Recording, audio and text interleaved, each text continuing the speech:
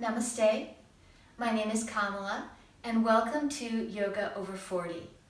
So today I want to show you a really yummy restorative posture known as Viparita Karani. So this posture is considered the Rolls Royce of restorative postures. I like to do this pose when I've been traveling, jet-lagged, or have been on my feet all day, or have been under a lot of stress. So I know that none of you probably have those situations, but just in case you ever do, this is a good posture to have in your knowledge base. So how we want to get in this pose, for this pose we will need a wall, okay? And how we need to get in is, first of all, I want you to sit as close as you can to the wall. Then what's going to happen is we're going to kind of take this little swivel and get our legs up the wall, okay? We want to inch ourselves in so our buttocks are pretty much all the way into the wall. So here we're already in this posture, and it is fine to do it just like this. However, if you have a couple of blocks, or you can also use folded blankets or a yoga bolster. If you have a little bit of height, it really makes the pose even better. So what we're going to do is place the feet on the wall, lifting up the hips. And I'm going to use these two blocks, and I'm going to get them right under my sacrum. Now here I'm going to have to kind of walk back in. And some people do have a little bit of challenge with that, so if that's you, don't worry, you'll just work with it a little bit.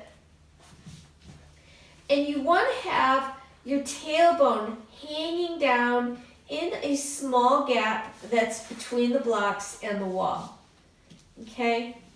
So essentially the belly is going to be flat, the tailbone will be hanging down slightly, and the legs will be straight up the wall. I'm going to roll my shoulders underneath, rolling my palms up to the sky, and I'm going to relax. Now, if you have a friend or a yoga sandbag, you could get someone to place a sandbag on your feet, and that will just kind of further stabilize the posture. You could also tie your thighs together with a yoga strap. But here is where we just relax. And this pose really constitutes a kind of a power nap. And so what's happening is the blood in our legs is flowing down. So we're encouraging what's known as venous return. So the blood which pools in our legs when we're standing or sitting is allowed to flow without having to be pumped by the heart. Flows down the legs, it pools in the belly. And this is why you want this gentle back bending kind of configuration going on in your torso. Because you want the blood to pool here, and then it's gently going to rush back to the heart and then up to the brain. So there's a lot going on here.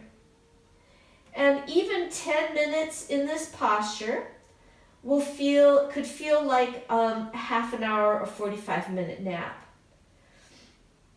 If you are very short on sleep, if you're sleep deprived, and you want to take like a power cat nap, I highly recommend this. If you can maintain this posture for 20 minutes to a half an hour, it's like 3 hours sleep. Just in its physiological effects on your body. Okay, so if you feel any discomfort from the back bend part of it, it might mean that you're too high, so maybe you only need one brick. Okay? Or if it's not comfortable on the bricks, maybe you need some big fluffy folded blankets, or even couch cushions could be used. Okay, the point is that this is a way that you can take care of your nervous system. So to come out, it's a very important way to come out. You want to place your feet into the wall, remove the brick, and then you roll to the right side.